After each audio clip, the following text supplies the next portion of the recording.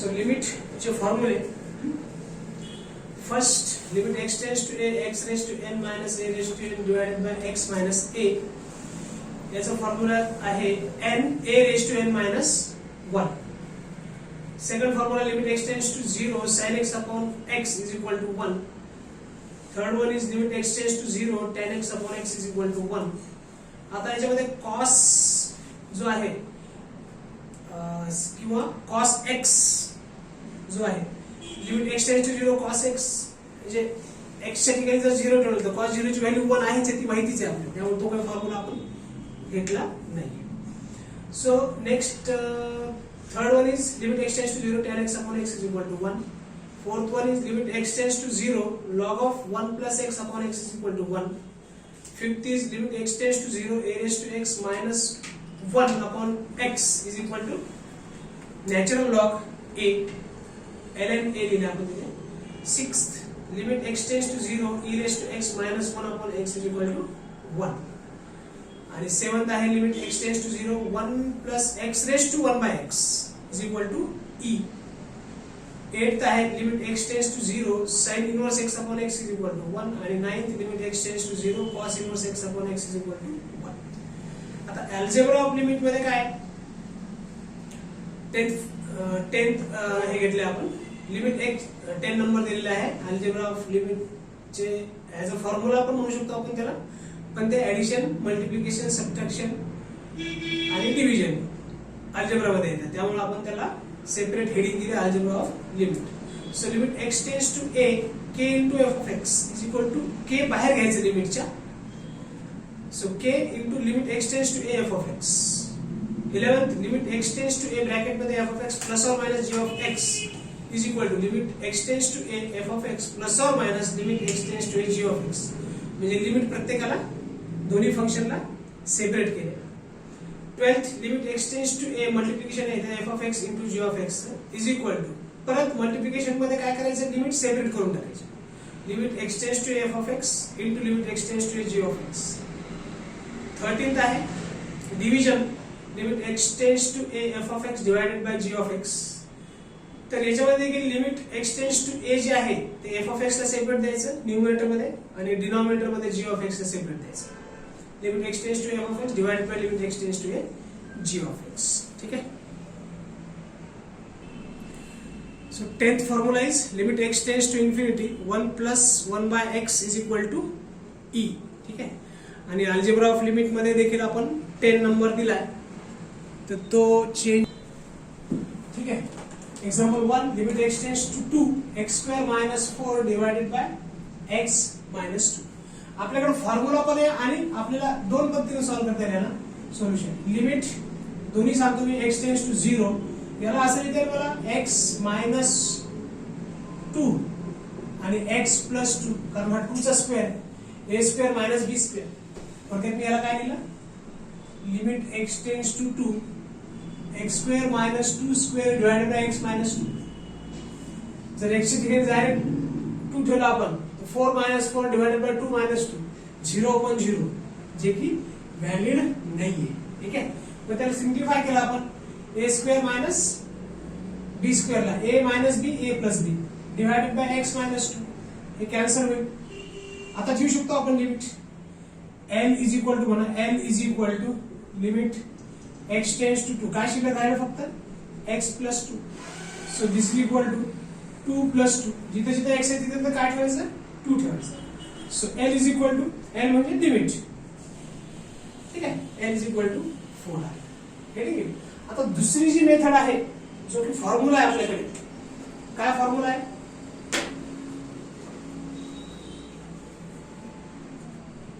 Formula काय पहिला limit x tends to a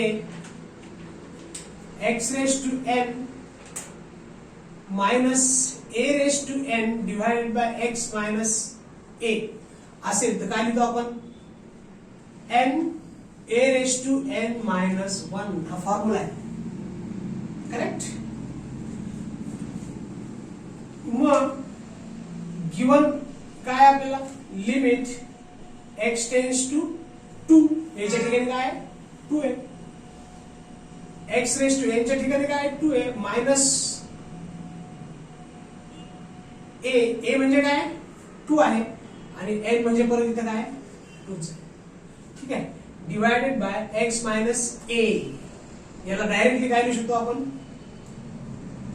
n किती आहे 2, a किती आहे 2 रेस टू, n किती आहे 2 minus 1 is equal to 2 into 2 raise to 1 is equal to 4. ते झालं आपलं जे फॉर्म्युल्यानं किंवा सिम्प्लिफाय करून आपण सॉल्व. ठीक आहे. एक तर फॉर्म्युल्याने करा किंवा सिम्प्लिफाय करा. Right. So the same from numerical can be solved with the formula and after simplification. So next sum is second example. Limit x tends to 4, x square minus 7x plus 12 divided by x square minus 60. कसं solve करणार आहे ना. So factors पाडावे लागतील आपल्याला. l is equal to limit x tends to 4 x square minus 7x plus 12 divided by x square minus 60. याला मी 4 चा square लिहू शकतो का, 16 ला 4 चा स्क्वेअर लिहू शकतो. ठीक आहे.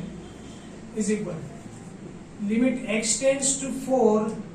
बर ह्याचे फॅक्टर पडतील का, x square minus 7x plus 12 असे पडतील का बघा. x minus 4 x minus 3 4 minus 4 into minus 3 plus 12 आणि मायनस 4 प्लस मायनस 3 मायनस 7. ठीक आहे.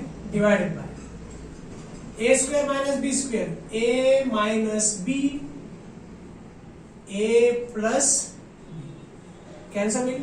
न्यूमरेटर एक्स मायनस 4 ठेवून द्या. आता व्हॅल्यू डायरेक्ट व्हॅल्यू ठेवून टाका आणि लिमिटची व्हॅल्यू लिमिट काढून टाका. x च्या ठिकाणी 4 divided by 3 is equal to 4 plus 4 1 divided by 8. This is the value of the limit. ठीक आहे. Right.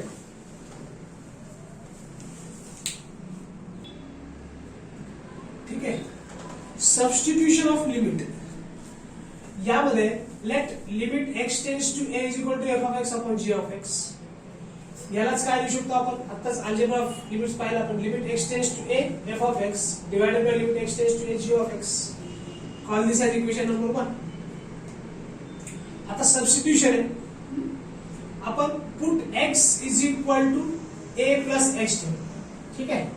x is equal to a plus h ठेवलं. का ठेवायचं आहे, कधी कधी आपल्याला काय करावं लागतं, लिमिटचे जे कॉन्स्टंट्स आहेत ते चेंज करावे लागतात. मग चेंज जर करायचं असेल तर इक्वेशन इम्बॅलन्स नाही झालं पाहिजे. बरोबर आहे. मग काय करतो आपण, put x equal to a plus h. Then ठीक आहे, जेव्हा x टेंड्स टू a आहे या इक्वेशन मध्ये बघा, जेव्हा x ची व्हॅल्यू a आहे, थोडक्यात x टेंड्स टू a म्हणजे x ची व्हॅल्यू जेव्हा a आहे, इथं काय लिहितो मी a is equal to a plus h. हे a लेफ्ट हँड साइड ला मायनस होईल, a मायनस a झिरो होऊन जाईल, म्हणजेच x ची व्हॅल्यू काय आली 0. जेव्हा आपण पुट करणार आहे x is equal to a plus h, इथे x is equal to a plus h जेव्हा पुट करणार आहे आपण, तेव्हा लिमिट काय ठेवायचं आपल्याला, h tends to 0.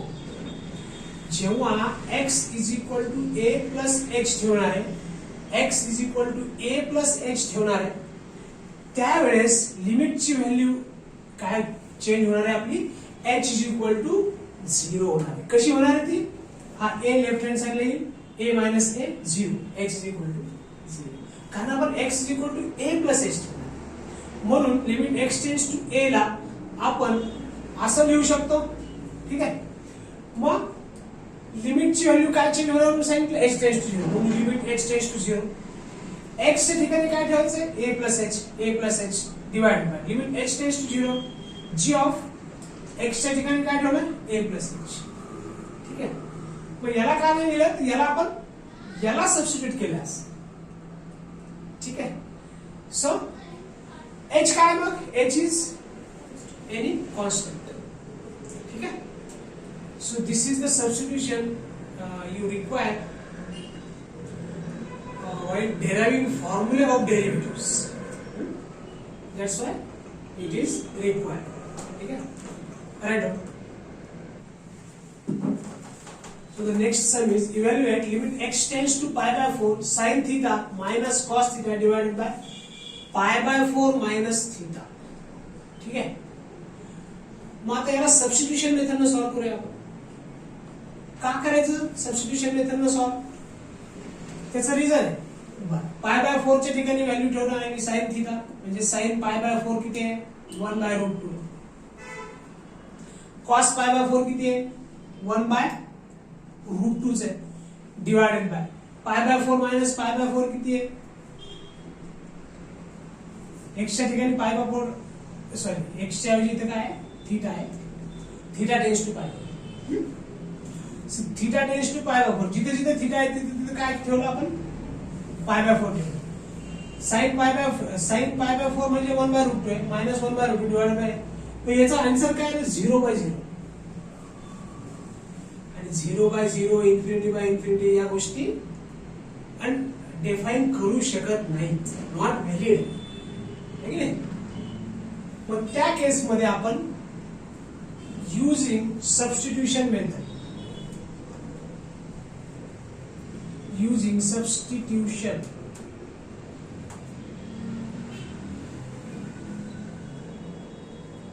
Solve. Substitution वापरून आपल्याला हे सॉल्व करायचं. मग काय सबस्टिट्यूशन वापरायचं? Theta put theta is equal to pi by 4 plus h. Theta is equal to काय ठेवायचं पाय बाय 4 प्लस h ठेवायचं. म्हणजेच when h tends to 0 थीटाची value काय पाय बाय 4 तरच हे व्हॅल्यू होईल ना. जेव्हा h 0 आहे तेव्हा theta tends to pi by 4 आहे ना. बरोबर आहे. मग थीटाच्या ठिकाणी काय काय ठेवायचे आपल्याला पाय बाय 4 प्लस h. ठीक आहे. देअरफॉर हे जे आहे त्याला कट करतो मी आता. 0/0 इन्फिनिटी ह्या गोष्टी जर आल्या तर आपल्याला फॉर्म्युला तरी वापरावा लागेल किंवा फॅक्टर्स तरी पाडावं लागतील किंवा सबस्टिट्यूशन तरी वापरावं लागेल. ठीक आहे ना. ते 7 फॉर्म्युले जे सांगितले ते किंवा सबस्टिट्यूशन किंवा त्याचे वेगवेगळे अजून टाइप्स आहेत सॉल्व करण्याचे. ठीक आहे. सो इथं आपण सबस्टिट्यूशन मेथडने सॉल्व करतो. ठीक आहे. सो याला म्हणू equation number 1. Therefore equation 1 becomes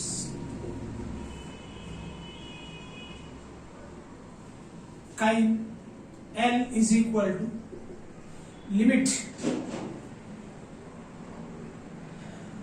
theta जेव्हा पाय बाय 4 प्लस h आहे, जेव्हा h टेंड्स टू 0 आहे तेव्हा थीटा टेंड्स टू काय पाय बाय 4. म्हणजे h टेंड्स टू 0 ठेवा आणि जिथे जिथे थीटा आहे तिथे तिथे काय काय ठेवा pi by 4 plus h.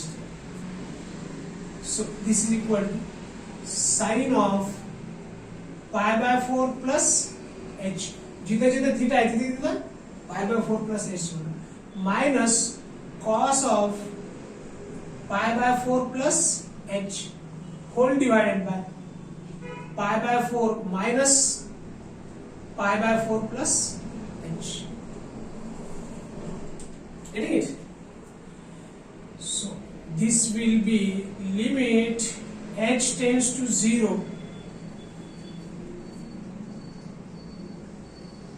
sin a plus b sin a cos b plus cos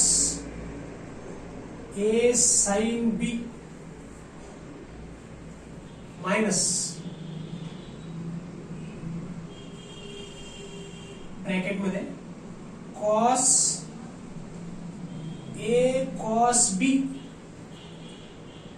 काय लिहू मायनस का plus minus sine a sine B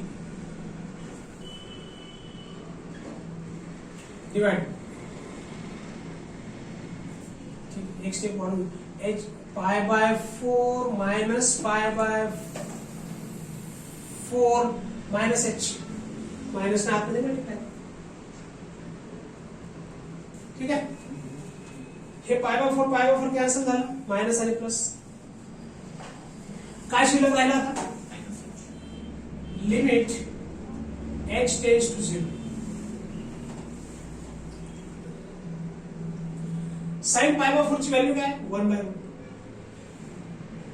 cos h ला cos h plus cos pi by 4 ची व्हॅल्यू काय 1 बाय रूट कॉस 45 आणि sign 45 काय 1 by route इथे काय साइन h मायनस ब्रॅकेट मध्ये 1 by root 2 cos h minus 1 by root 2 sine h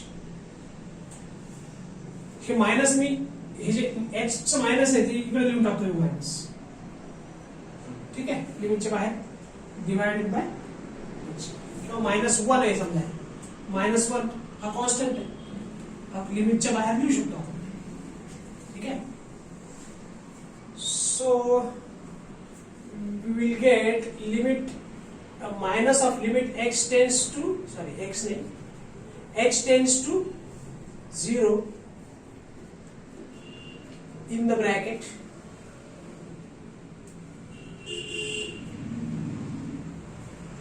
काय आहे 1 बाय सिंप्लिफाय करून घेऊ आपण 1 by root 2 cos h plus 1 by root 2 sin h minus 1 by root 2 cos h minus minus into minus plus 1 by root 2 sin h काय cancel होईल इथे cos आणि cos h ठीक है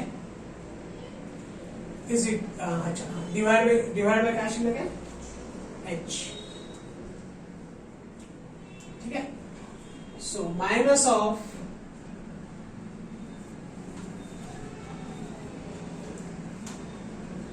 काय लिहिले डिवाइडचं h घेऊन टाकतो मी इथे minus limit h tends to 0 1 by root 2 sin h आणि अजून एकदा 1 by root 2 sin h how many times 2 times 1 upon root 2 sin h बरोबर इज इक्वल माइनस 2 लिमिटच्या बाहेर घेऊ शकतो आपण कॉन्स्टंट आहे लिमिट h टेंड्स टू 0 आपण रूट 2 पण घेऊ शकतो 2 बाय रूट 2 पूर्ण कॉमन घेऊ शकतो आपण मायनस तर आपण ऑलरेडी घेतलेलंच इथं काय शिल्लक राहिलं साइन h अपॉन h मग आता राहायचं का साइन 0 अपॉन 0 नाही कारण लिमिट h टेंड्स टू 0 किंवा limit x tends to 0 sin x upon x चा काय फॉर्म्युला आहे 1 या पूर्ण टर्मला आपण काय लिहू शकतो 1 लिहू शकतो so this is equal to minus 2 by root 2 into 1 since काय when limit x किंवा h tends to 0 sin x upon x असेल तेव्हा काय असतं व्हॅल्यू याची फॉर्म्युला पाहिजे आपण 1 असतं ठीक आहे म्हणून your final answer is याला -2 याला रूट 2 into रूट 2 लिहू शकतो डिवाइडेड बाय रूट 2 एक कॅन्सल करा minus root this is your final answer of the limit ठीक है ऑलराइट ठीक है आता इव्हॅल्युएट हा एक अगदी छोटा आणि सिंपल प्रॉब्लेम आहे limit x tends to 1 1 plus x minus 1 whole bracket square upon 1 plus x square आपण बरेच पाहिले सबस्टिट्यूशन मेथड पाहिली किंवा बरेच टाइप्स पाहिले बरेच फॉर्म्युले पाहिले आपण. पण एक सिंपल गोष्ट कधी कधी विसरतो आपण. याचा अर्थ काय, लिमिट एक्सच्या ठिकाणी काय काय ठेवायचं, 1 ठेवायचं. बघा लिमिट एक्स जिथे जिथे एक्स आहे तिथे 1 ठेवा. 1 - 1 bracket square divide two 1 + 1 square. किती आला आन्सर, 1 + 0 डिवाइडेड बाय 1 + 1 1/2. तर याला डायरेक्ट मेथडनं सॉल्व्ह केलं असा अर्थ असं म्हणतो. म्हणजे कधी कधी उभी याला कुठला फॉर्म्युला वापरायचा याच्यात डोकं नाही घालायचं. अगोदर व्हॅल्यू ठेवायच्या 0/0 किंवा ∞/∞ किंवा अनडिफाईन्ड जर लिमिट येऊ लागली तर आपण जे फॉर्म्युले वापरले त्या फॉर्म्युल्याच्या फॉर्म मध्ये घेऊन यायचं किंवा सबस्टिट्यूशन मेथड वापरायची आणि लिमिटची व्हॅल्यू काढायची. पण इथं तसं काही करायची गरजच नाही, कारण डायरेक्ट एक्स ची व्हॅल्यू जर ठेवली तुम्ही तर अनडिफाईन्ड किंवा ज्याला डिफाईन करता येत नाही अशा फॉर्म मध्ये तुमचं लिमिट येत नाहीये. म्हणून कुठलाच फॉर्म्युला किंवा काही वापरायची गरज नाही. ठीक आहे. So this is your final answer, L = 1/2.